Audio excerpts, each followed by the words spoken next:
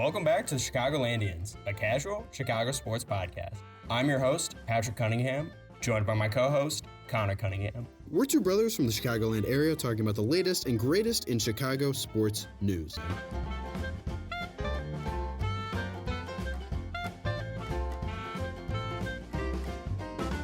Welcome back to another episode of the Chicagolandians. I'm your host, Patrick Cunningham, joined by Connor Cunningham. Hello. Connor, how you been recently? Yeah, kind of just locked in, kind of in my grind set right now. Is that a mindset? Well, I'm waking up early, staying up late, kind of just working harder than everybody. So that's kind of where I'm at right now. So overall, I'm doing pretty good, though. Making a lot of money, meeting a lot of people, doing pretty good, yeah. That's a pretty good That's a good strategy. Work harder than everyone. Get up early, sleep later. Seems like the recipe. Okay, nice. Oh, sorry. I meant getting up later, going to bed earlier is a little different mind switch. Oh, interesting. So you're minimizing your time, but you're so efficient. Oh, minimizing time. Oh, okay. You're all about squeezing. Yes. Okay, gotcha. Condensing. Well, on today's episode, we are going to continue with the diversification of the Chicagolandians. Last episode, you saw our range talk about Manas Buzelis, dipping our toes into the lagoon that is the Chicago Bulls.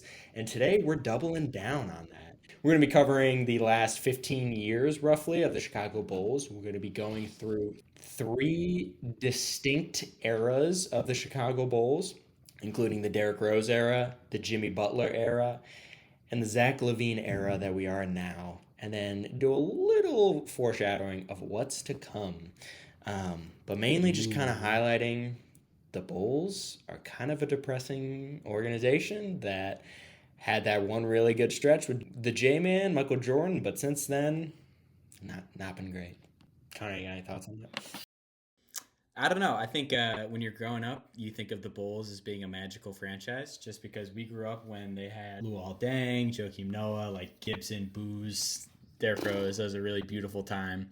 And I feel like I was too young and naive to realize the history of everything, the path that we've gone down before. Now I feel like I've had the experience to realize kind of like what the Bulls truly are. Just the more and more as you get older, you realize how bad Chicago sports and sentence are. But I don't know. Let's just get into it. So like Connor mentioned, to give a little bit of historic context, the Chicago Bulls were one of the most winningest franchises in the 90s with the all-time great Michael Jordan. We obviously won 6 championships in the 90s, but we've kind of been riding that wave for the 20 years after those championships. But following the departure in 1998, where we won our last championship, from 1999, we immediately blew up the championship team.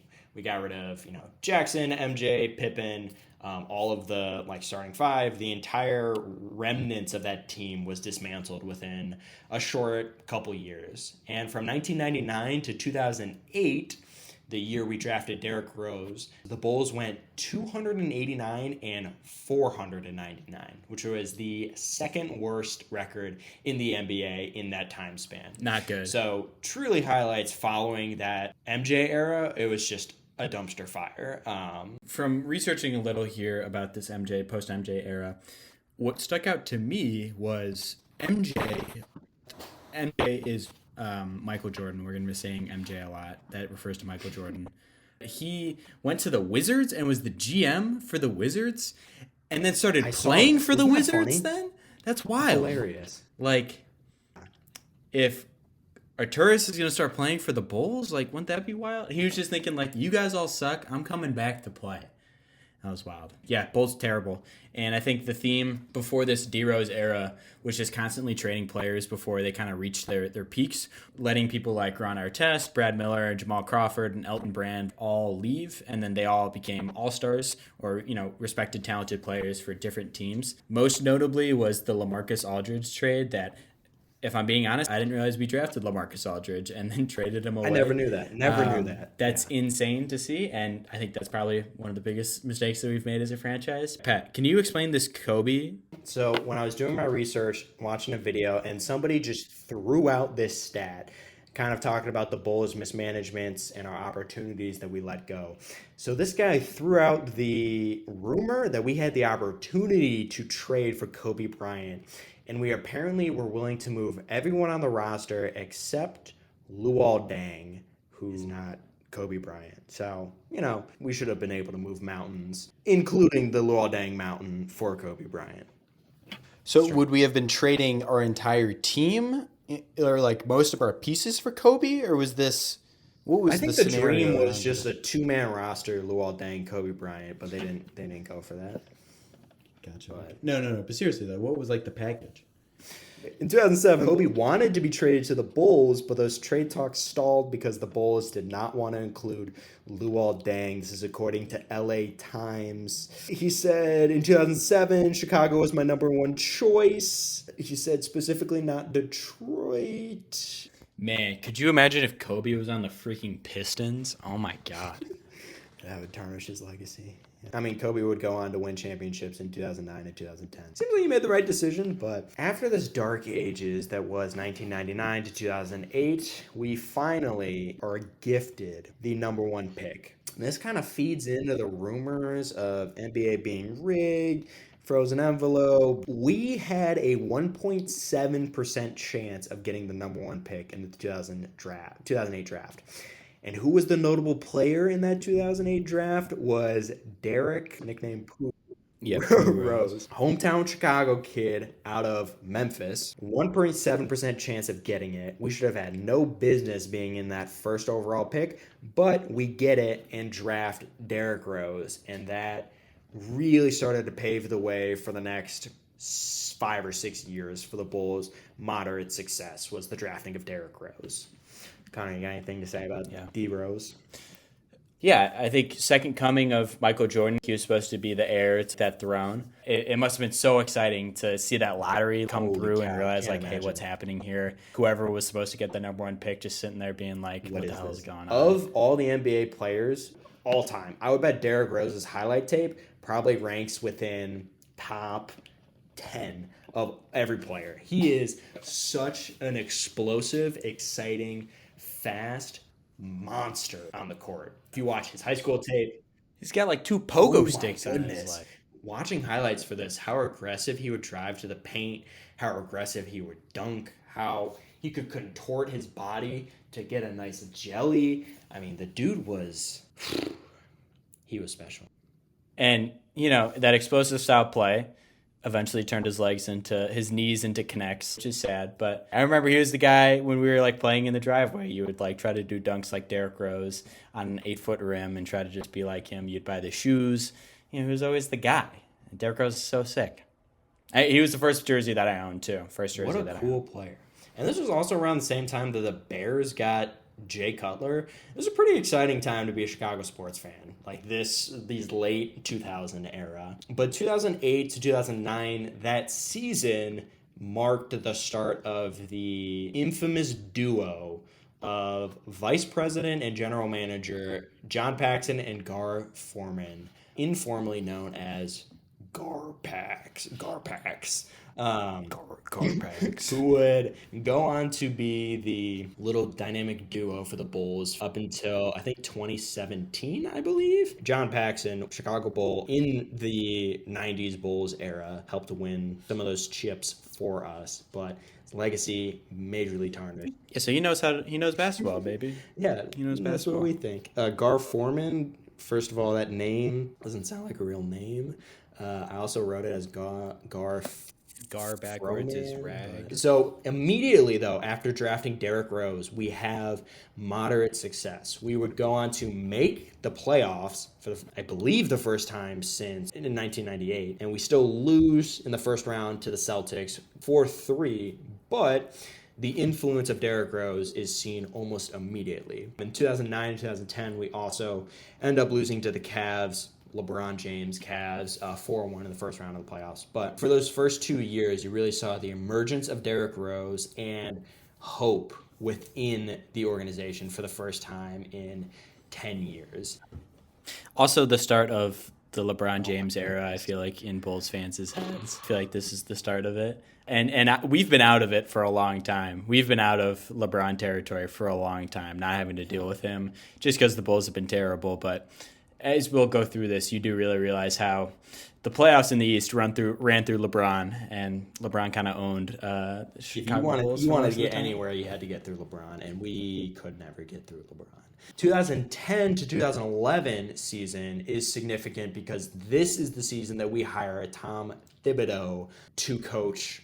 We hire Tom Thibodeau, who throughout his entire tenure with the Bulls, he would coach for 5 seasons. He would have a record of 297 and 179. He was one of the best coaches in the league and certainly one of the best coaches in Bulls history. Known for his, I don't know if you know this, Connor, he's still known for his very aggressive coaching style, or he really likes to play his players very aggressively, gives his stars serious minutes, which would go on to be a huge pain point for Garpax, something they didn't like.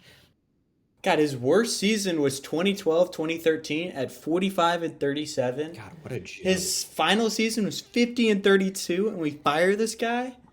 God.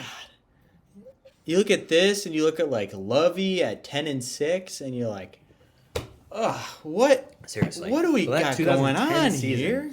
We have Derrick Rose entering year 3. Tom Thibodeau starts coaching. This is when we have our best season since 1998. We go 62 and 20. We have the best record in the league, and this is where we've started to assemble this iconic early 2010 roster, led obviously by Derrick Rose, but also with Joakim Noah, Carlos Boozer, Taj Gibson, Luol Deng, Kyle Korver, Stacey King on the comms. Just classic Chicago Bulls. Neil Funk. Yeah, Neil Funk. I mean, I remember watching games up in our parents' room late at night, watching Give Me the Hot Sauce after Kyle Korver hit a 3. Just such iconic games. 2010 would also be the year that Derrick Rose wins the MVP at just 22 years old. He's still the youngest MVP of all time. And at that point, he'd really established himself as this respected leader and become one of the most notable players around the league. But unfortunately, as we said before, we end up losing in the Eastern Conference Finals to the Miami Heat with LeBron Stir in the Eastern Conference Finals. Conference Finals. We almost made NBA Finals. That's insane to think about. That's another thing you don't think about, what you don't notice when you're a kid. Like Bears making the NFC Championship game, Bulls making Eastern Conference Finals. You don't realize how close you get to the final game. Correct me if I'm wrong, but the series did not go, was one-sided. I'm pretty sure LeBron yammed on us. Yeah, he really showed us who we were. Yeah, I do remember those distinct core memories. Especially, I feel like Taj Gibson, Joakim Noah. Those guys were like the people's players. You know Taj Gibson. He's not the best player. He's not the best, but he does his job. Or Joakim Noah, he doesn't score very well. He's not great, but he won Defensive Player of the Year. There's so many incredible memories from this time of me just believing that the Bulls could always do it, or like this is the year that we can get past LeBron. So this is number 6 LeBron. This is headband LeBron. This is before he started doing whatever he did with his hair to fix it. That headband starts creeping up the forehead as he loses more and more hair. But this was like iconic LeBron. LeBron really owned us. It was a 4-1 series. We got dominated. But obviously, things are on the up and up. Things look exciting. We've got the MVP at just 22 years old. We have the best record in the league, and we seem to have assembled this insane roster. So looking ahead to 2011, 2012, things were looking optimistic. Things were looking good. But oh no, this is where things turned astray. This is where things went bad. No. Yes. 2011, 2012. We go 50 and 16 during the lockout, and Derrick Rose, this is where he starts to show some wear and tear for his dynamic play style. As Connor alluded to before, he is a super aggressive player. A lot of dynamic dunking, and does not land gracefully. And that wear and tear on his knees eventually started to catch up with him. So he had some injury problems in the regular season. But despite that, the Bulls actually would go 18-9 without Derrick Rose. So Derrick Rose would go on missing 27 games that season, but we go 18-9 without Rose. So it didn't really seem to be that big of a problem. Not something that coaches or doctors or medical officials on the team wanted to kind of make a big deal about with Derrick Rose or try to change his play style, because we were still having a lot of success without Derrick Rose. But all of this would lead to Game 1, Round 1 of the 2012 playoffs against the Philadelphia 76ers. D. Rose tears his ACL, dooming us for the rest of, eternity. We have never been the same since Derrick Rose tore his ACL. This was the start of huge amount of injuries that Derrick Rose would have to his lower body, and kind of leads to this now legendary what-if story of what Derrick Rose could have been had he not had this injury, and what the Bulls could have been had Derrick Rose not gotten hurt. That drive to the right side of the hoop changed an entire franchise for 2 decades. The past 15 years has been made up from that one play. The most promising player probably in the NBA, or one of the most promising players in the NBA, to just have his career completely redirected from that. Look, maybe it was a question of Derrick Rose of a when and not an if, when he was going to get one of these serious knee injuries. In the moment, you didn't realize how critical this was going to be. Never able to be the same player. You can tell from him, like, personally, it seems like he's constantly been tortured by his lower body and his knees. I feel like his whole career has just been tainted, I feel like, by these injuries. It was such a promising player, and it's so sad to see a body that can't keep up with him. This injury made me think, like, if you get an ACL injury, that is the end of your career. After seeing, like, what happened to Derrick Rose. So, like, anytime somebody in the NFL or the NBA tore their ACL, I was like, oh, that's it. And it wasn't until, like, I don't know, 6 years when you realize that, like, people can come back from an ACL injury. So 2012-2013, the Bulls go 45-37. For those who might not remember, this was when we acquired Nate Robinson. There was kind of this fun point in the Bulls eras around these, like, early 10s where the Bulls would kind of acquire every year a new guard, like a new guard from somewhere, and then he would become a great guard for us for like 1 to 2 years and then would leave. I think of like Nate Robinson, like DJ Augustine, Bellinelli. Nate Robinson, electric player. Honestly, career probably a little tainted by getting his face smashed in by Jake Paul. For the uninitiated, Nate Robinson, before losing to Jake Paul in a fight, he was a pretty good NBA player. Nate Robinson, before getting his head detached from his body by Jake Paul's right hand, used to be an incredible basketball player and a great football player too. We lost to the LeBron and Heat in the Eastern Conference semifinals. There was some great plays from this tournament, I remember, or this series, especially one where Nate Robinson went up and blocked LeBron James at the rim. I remember that play specifically. But yeah, tough season. Another season where we're kind of ruined by the presence of LeBron James. But there was this young player out of Marquette by the name of Jimmy Butler with the 30th pick in the draft. So this is the rise of Jimmy Butler, where Jimmy kind of started to log on. And this young player really started to make a name for himself. To note also, Derrick Rose did not play the entire season. He had complications with his knee injury and is suspected to return in the following season. Already kind of remnants or signs of some knee issues and extending knee issues. This kind of leads into 2013 and 2014, where it's the promising return of Derrick Rose. You know, after sitting out the entire year, the Bulls going 45-37 without him, but now Derrick Rose is back. And 10 games into the season, Rose has to go another surgery on his legs with a torn meniscus and misses the rest of the season. So 10 games into the season, this long-awaited return of Derrick Rose, he's out for the season. We still make the playoffs and lose to the Wizards, John Wall and the Wizards in the first round of the playoffs. This, to note, was Joakim Noah's best season, where he won the Defensive Player of the Year, but he would undergo knee surgery that year, and which would kind of mark a turning point in his career. But again, we're seeing a continued rise of Jimmy Butler. I don't know if this is the year that you got your Jimmy Butler jersey, but Jimmy Butler, I feel like, was profiled as just an incredibly hard worker, always the second player on the team, never the best, but always like the hardest working, and was just a guy who was somewhat of a grinder. Like at this point, you start to see Jimmy Butler's kind of, personality start to show through, and you can see it now, especially him as a player, this loudmouth that he has, or this very demanding, and he is himself entirely, and I feel like this is the start of that. To say the least, Jimmy Butler was becoming a great player and a cornerstone for the Bulls, and it was an exciting time to have Jimmy Butler. Just want to throw it out there. When I got my Jimmy Butler jersey, you couldn't buy a Jimmy Butler jersey. I had to order one of those customized jerseys. They usually put your own name on it, and I had to get it customized for Jimmy Butler. And I was in 5th grade, I think, and I saw something in that guy, because everyone's getting the D Rose jersey, but I wanted the Jimmy Butler jersey. Connor, to your point, he came on as the 15th player on the roster and just works incredibly hard. I saw a podcast where he talked about his first couple years with the Bulls and coming into practice, and he said, when he was starting out, he's the 15th player, didn't get to practice because he was this bench player, but he still got the opportunity to watch, Boozer, Joakim Noah, Luol Deng, and Derrick Rose practicing together. And he said something that stuck out to him was how, even in practice, how aggressive they would be to each other.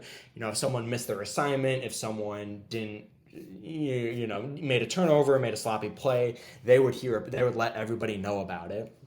And Jimmy had this funny line where he was like, "Do you guys know who you're talking to? That's Derrick Rose, the youngest MVP. How are you going to talk to him like that?"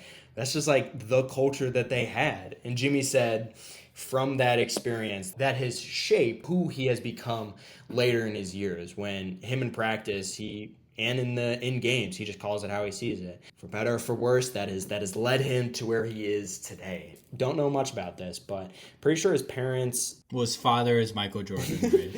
His mom didn't really want to keep him, or didn't keep him. He was adopted, in and out of homes. Seemed like he had a tough upbringing. But like you said, Connor, this 2013-2014 season starts to get the rumblings of a couple storylines in Chicago. Mainly injury problems that are riddling Derrick Rose and Joakim Noah. And we start to see, okay, this is becoming a consistent problem with these players and is hindering our playoff chances. We also see the rise of Jimmy Butler. With the decline of Derrick Rose, we see Jimmy Butler start to take a more assertive and commanding role on the team. And then also, despite Thibodeau's success with the Bulls, we also start to hear some rumblings about the possible firing of him as a head coach, which I think is unfortunate because, for one, we had lost in 5 years. We had lost 3 playoffs to LeBron. We keep losing in the first round. We made it to the Eastern Conference Finals, but we can't get far enough into the playoffs, so we don't have that final push. And I think it's easy to blame the coach, which is why Thibodeau would eventually be fired despite being such a great coach. Chicago sports in the last 10 to 15 years has been outlined by 2 players, and neither of them have played for Chicago sports teams. And it's Aaron Rodgers and LeBron James, who have dictated Chicago sports, I feel like, for the Bulls and the Bears for the last 15 years. Side note, Tom Thibodeau was a suit coach. I think it's interesting that coaches wear suits in the NBA. But he's no longer a suit coach. Now, isn't that interesting? It is interesting, yeah. I wonder what promotes that, because he's kind of a quarter zip guy now. Now, that's a guy you look at and you think, I don't believe that guy played basketball, which gives me some hope that my NBA coaching job is still out there. So moving on, following the end of the 2014 season, we have the 2014-2015 season, where we start to make some moves. We trade the 16th and 19th pick, which were Yusuf Nurkic and Gary Harris, for exciting Creighton player Doug McDermott. This trade would go on to be a bad trade. Doug McDermott would go on to not be a great player, and Gary Harris and Yusuf are both still in the league. Doug McDermott is no longer in the league, so not a great trade in hindsight. We also signed Paul Gasol.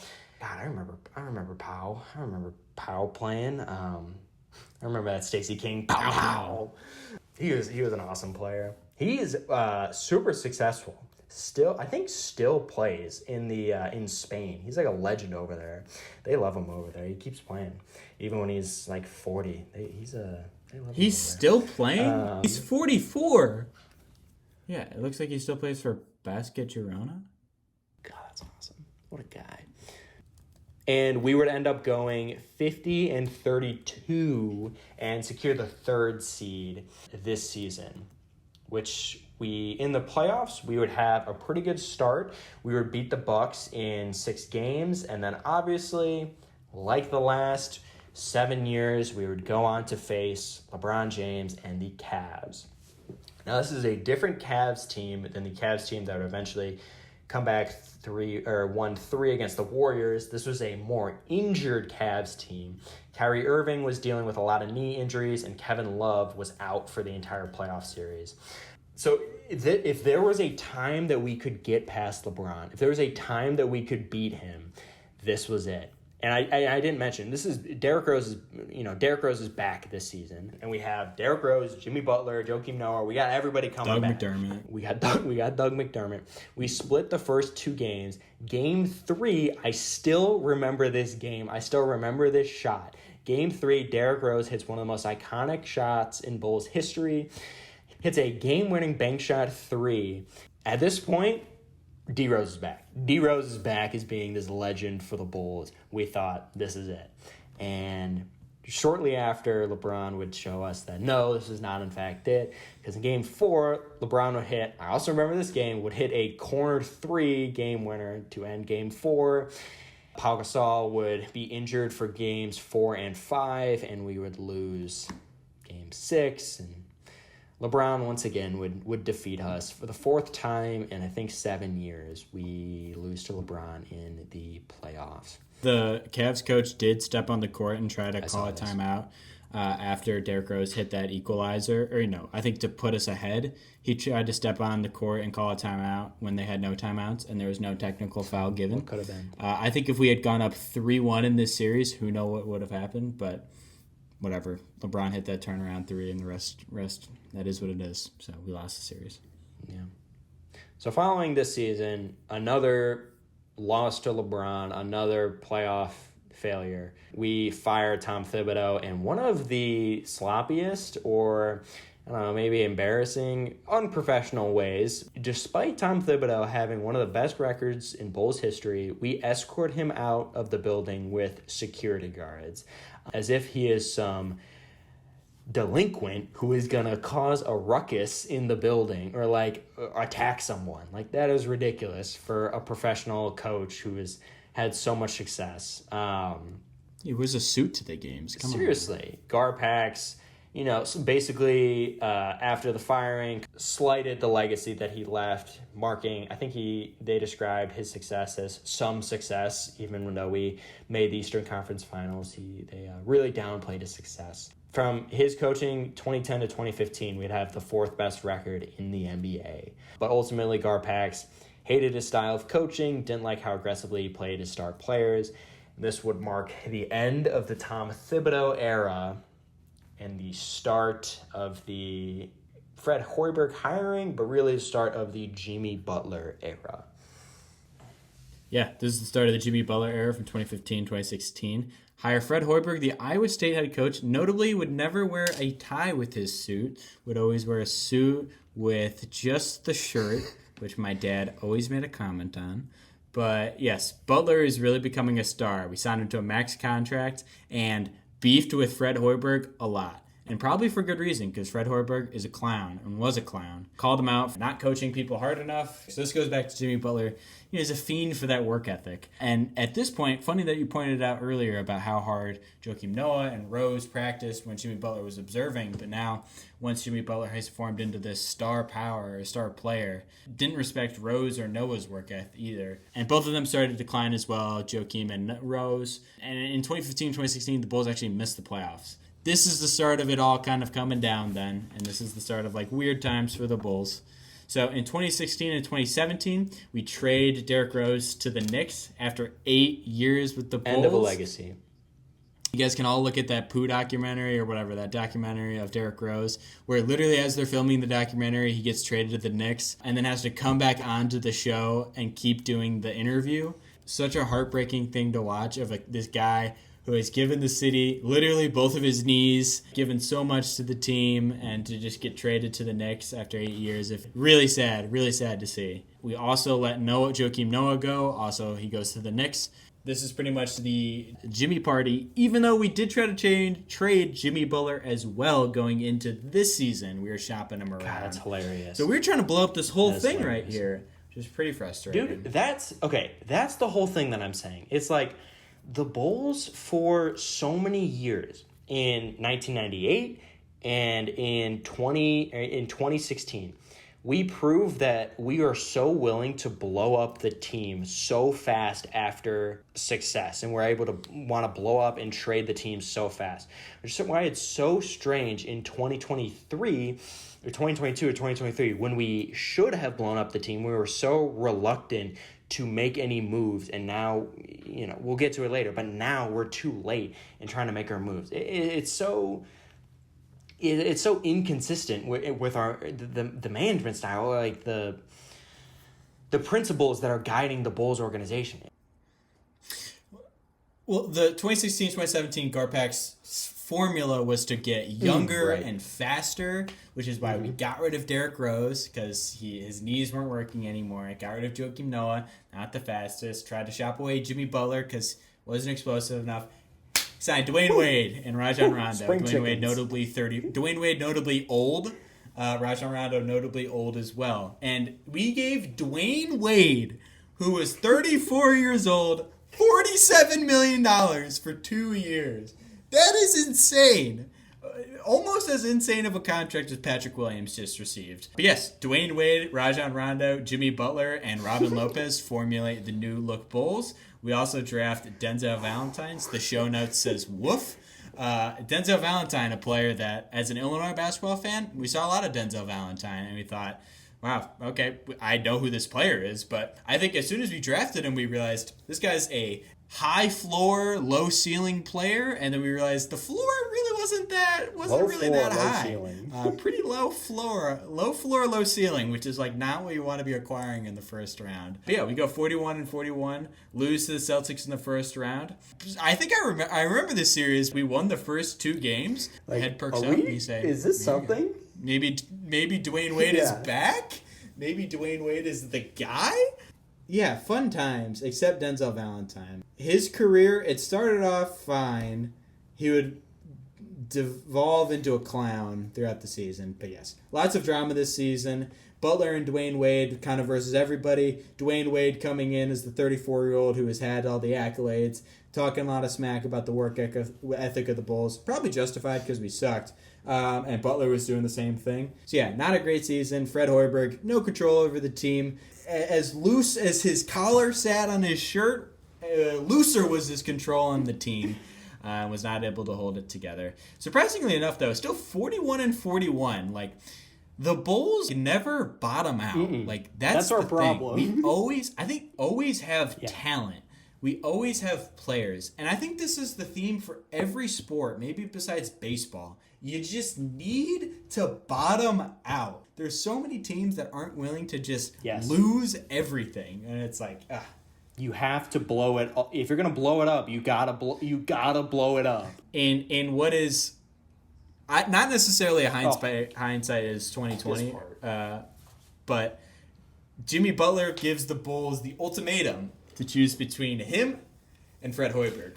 So wait, hold on. Before Connor, so Fred Hoiberg, who in his 2 years of coaching, we missed the playoffs and go 500 and lose to the Celtics in the first round.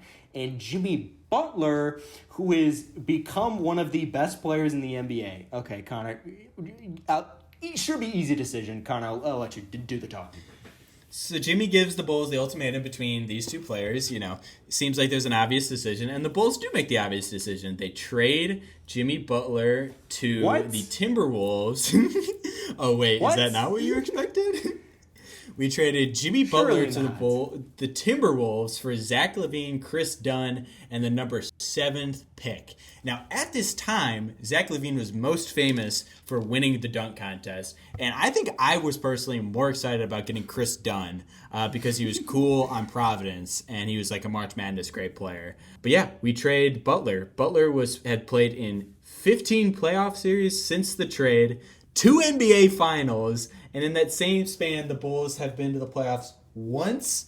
All of them have been first-round exits in 2022. Like, such an embarrassing trade. We were not the only team that Jimmy Butler was not right for. He bounced around the Wolves, the Sixers, right, and now has found like a spot in the Heat. So clearly he moved around to a couple different teams. But just to let a guy like this, who you can clearly see is so talented and so just like such a winner, like to take the 8th seed Heat to be able to beat the Bucks as the number 1 seed, like just to let this guy go for Fred Hoiberg is insane. But yeah, I feel like the big thing was this package that we got for Jimmy Butler was seen as pretty mediocre at the beginning of Zach LaVine, Chris Dunn, and the number 7th pick, who is unknown yet. We hadn't drafted yet. But in hindsight, the Zach LaVine pick and, Lauri Markkanen would be the 7th pick, actually a pretty solid trade package, I guess. Like, Yeah.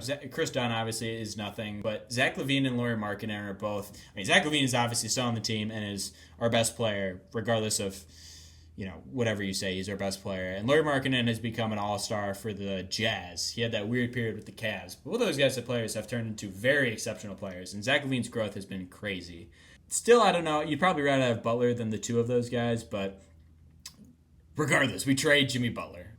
So Jimmy Butler has gone on to be, Jimmy Butler is a Hall of Famer, I think. Jimmy Butler is a Hall of Famer right now. He has cemented himself as one of the best players in the NBA. Had success on the 76ers, and like you said, Connor, has been to 2 NBA finals with the Miami Heat. Just to reemphasize that stat, after trading Jimmy Butler, Butler would go on to play in 15 playoff series, not games, series since the trade, including 2 NBA finals.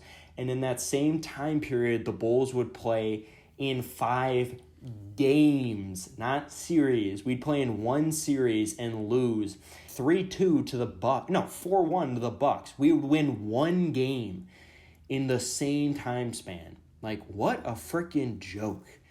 Okay, well, it sets us up for 2017 to 2018. We blow the whole team up. 2017, Zach LaVine's recovering from an ACL. We get rid of Rajon Rondo. We buy out Dwayne Wade. So what the heck does that mean? Dwayne Wade played 1 year for us? Like, oh my God. I think so, yeah. Oh, okay. Buy out. I mean, honestly, Dwayne Wade was pretty good for the Bulls. Yeah, he was nice. He actually played pretty well. Like, he was nice. I remember him being pretty good. And you thinking like, is this old Dwayne Wade? Is he back? But he was actually pretty solid. But yeah, I remember Rondo being kind of nice too. He has a lot of a lot of crafty moves. But this 2017 to 2021 era is pretty depressing. The only real highlights, and we'll kind of gloss over these 4 years because not much significant happened. I'll say in 2018, we fire Fred Hoiberg and we hire Jim Boylan, who may be one of the least memorable coaches ever. Memorable only for his appearance. He's a kind of a big bald guy with a pointy head, kind of an egghead. Look, say it. He's an egghead. Yeah, he's an egghead. Almost immediately into his hiring, we drop a 56-point loss. We lose 133 to 77 under Jim Boylan, so pretty bad. 2019, we draft Kobe White, who largely considered a bust up until now. In the most recent 2023-24 season, he's emerged as being one of the best players in the Bulls, but up until then, largely disappointing.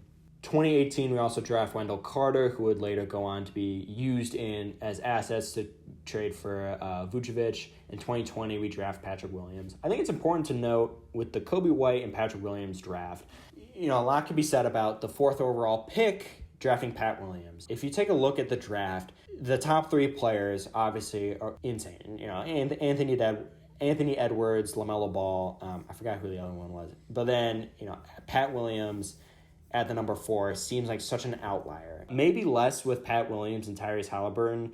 But the point I wanted to say was Kobe White at the 7, that is largely seen as a bust.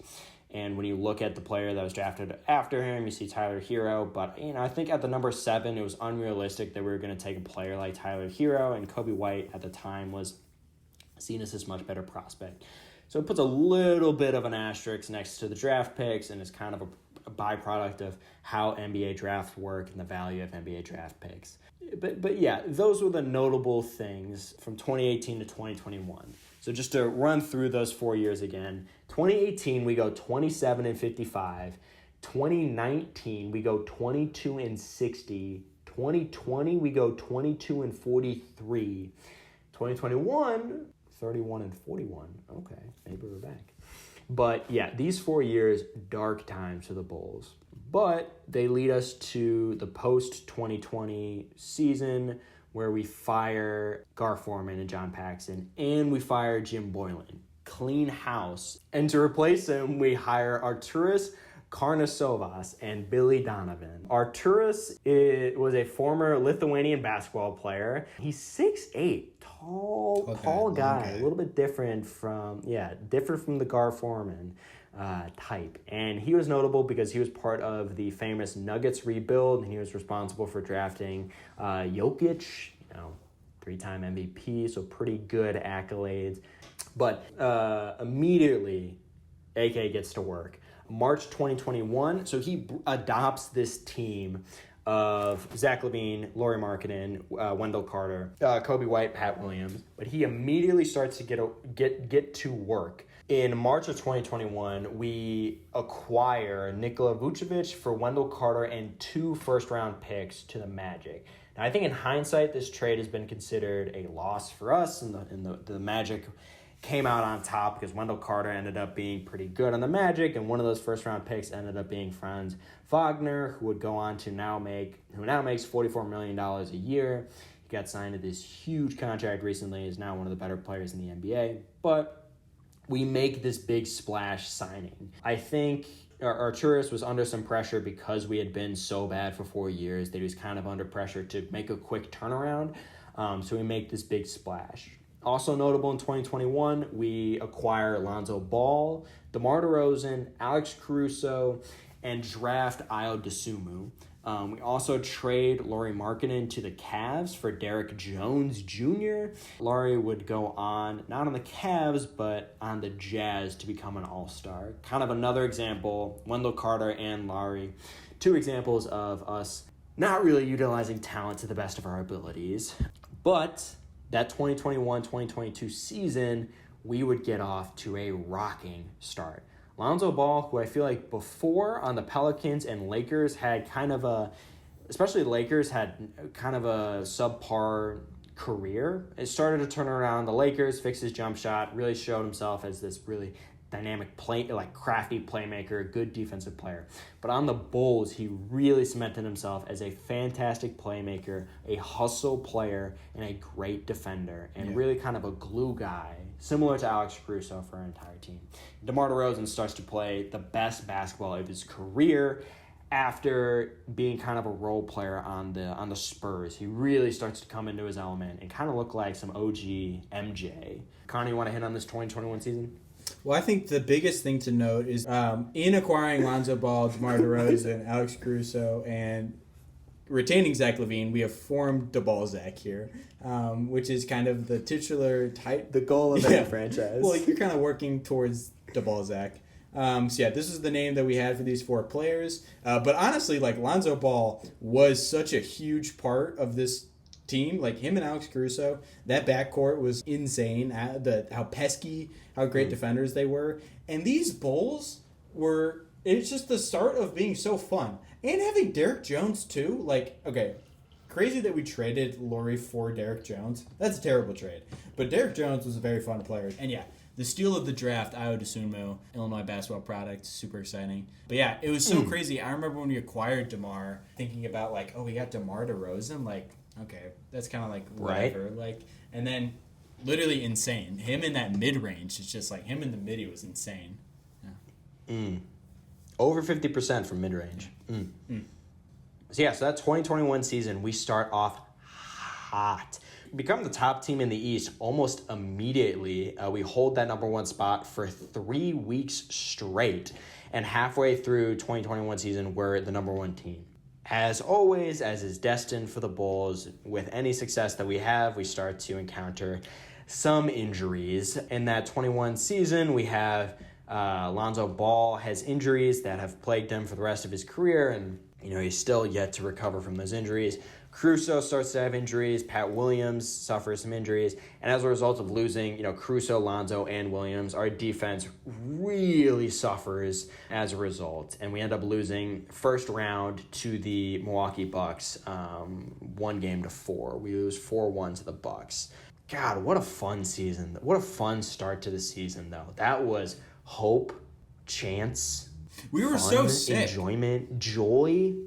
We were a fun team. A lot of transition dunks, Zach LaVine, Alex Caruso, headband, Lonzo Ball doing sick passes, game winners from DeMar. Zach was in full swing, baby. What a time, yeah.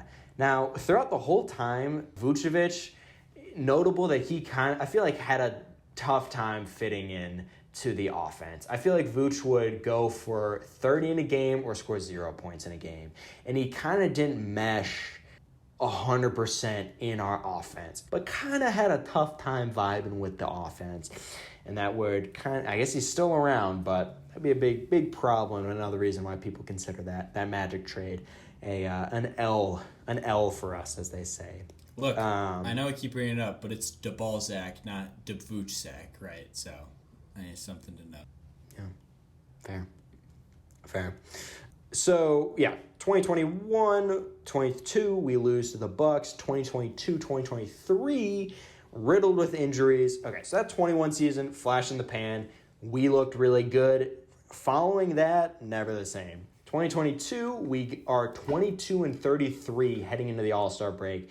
Depressing season up until the All-Star break. We finish actually 14-9, have a pretty good end of the season, and end up making the 10th seed in the Eastern Conference.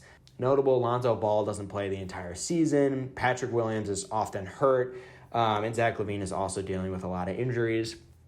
We signed Pat Beverly. I don't know if you remember that. We had Pat Bev for a little bit. Gave us a little bit of juice to lead us into the playoffs. And actually, no, we don't make the playoffs. We lose the play-in game to the Heat. I believe we win the first game against the Hawks, and then we lose the play-in game to the Heat. So we don't make the playoffs. We lose to Jimmy Butler and the Heat, who would go on to make the NBA Finals that season. So now, 2023, 2024 season. So a theme throughout all of this is, okay, so we have this core of three players that are really good. We have DeMar DeRozan, Zach LaVine, Nikola Vucevic. I know I said Vuce didn't really fit in, but he was still one of the best big men in the league. And this dynamic three is supposed to be really good and is very expensive, but we've had not a lot of success for the last 3 years. But despite that, we remain stagnant every offseason. We don't do anything before the trade deadline or in the offseason. 2023 season would mark the third consecutive trade deadline in which the Bulls didn't make a single move. We were the only team in the past 3 seasons to not make a single trade in the deadline. I don't know why we were so confident in this team that we just hoped and prayed that if Lonzo came back, then we'd be able to rekindle that magic. But, Zach LaVine and Lonzo Ball continue to have injuries and are off the court for most of the season. We have a quote here from a team member of the Bulls who said, "We have $65 million in payroll sidelined this season," which is Zach LaVine and Lonzo Ball. What are we supposed to do there? What are we supposed to do? Just so expensive and nobody's playing. This season, though, is notable because it's the rise, as we alluded to, the rise of Kobe White, who, I'll just read a quick little blurb about Kobe. In his first 4 NBA seasons, he started 74 games, but in this single season alone, he would start 78 games and was a strong contender for the NBA's Most Improved Player Award. He would average 19 points per game, which is a 9.6 bump from his previous seasons. And also average a career high in rebounds and assists. And he had more 30-point games than he had in his first 4 seasons combined. And then he would also, in our play-in game against the Hawks, he would join Michael Jordan as the only Bulls player to finish a game with 40 points, 5 assists, and 0 turnovers. But we would finish 39-43 and lose again to the Heat in the play-in tournament. And that's where we are today. That's where the Bulls are today. And now the Bulls have kind of been left with a few remnants, most notably Ayo Dosunmu. Incredible pick in the draft. Considering how poorly we pick in the draft, it's nice to get a guy like Ayo. Kobe White is a great shooter and great playmaker, and just like anybody in the NBA, surprisingly young, only at 24 years old. Kind of in a weird spot right now with Vooch as well as Zach LaVine. We have these decisions that we need to make about our team of moving these expensive players that we have. In hindsight, it's interesting to look at the Vooch trade, especially, with Franz Wagner getting $44 million a year and Wendell Carter developing into a solid player for the Magic. Vooch being a slow-footed defender is just not exactly what we need for our team. And I feel like now we're just in a weird point again with rebuilding. We're always rebuilding kind of at the wrong point where the trade value, I feel like, for LaVine is in the dumpster. DeMar, we were able to trade for, I would say, not a lot. Alex Caruso, we traded for Josh Giddey. Just a lot of uninspiring trades. I feel like our only hope now is to bottom out and draft Cooper Flag. Yeah, we should have blown this team up a while ago. We should have blown it up last year or seasons before. But you just keep waiting and waiting. And honestly, I don't know if it's an AK decision. I don't know if it's an Arturas decision that is causing this middling lack of trades. I don't know how much of it's him and how much of it is just the water and Reinsdorf, how much of his fingers are over these moves. Look, the way that he moved when he first got signed with making these big swings, I don't know if that scared him off from making moves, but I doubt that. Especially if your job starts to get called into question, I feel like you try to do a little more. I feel like it's just more Jerry just trying to be whatever, 500, 8th seed. So disrespectful to all the fans in Chicago to have 2 teams dictated by this tyrant, to continue to have these middling teams that have to walk into these players, the only saving grace that we can have is to draft the best player in the history of the league for us to be good. That's the only time that we're going to be able to be a competent team, or to have the NBA hand us Derrick Rose in the draft, right? The Bulls don't deserve to be good in the same way that the White Sox don't deserve to be good, because the management who owns us just does not care enough about the performance of the team, and it's just very disappointing. So, unfortunately, that'll do it for today's episode. Similar to the Sox episode, ending on a low note. The Bulls are bad again. Thank you for those who stayed till the end. If you like this episode, why not check out our other episodes on Apple Podcasts or Spotify? And hey, why not leave us a review? How about throw a little 5 stars our way? Be sure to also check us out on TikTok, Twitter, and YouTube at Chicagolandians everywhere. And as always, we're going to leave you with a good old hearty bear down. Bear down, baby. Ooh.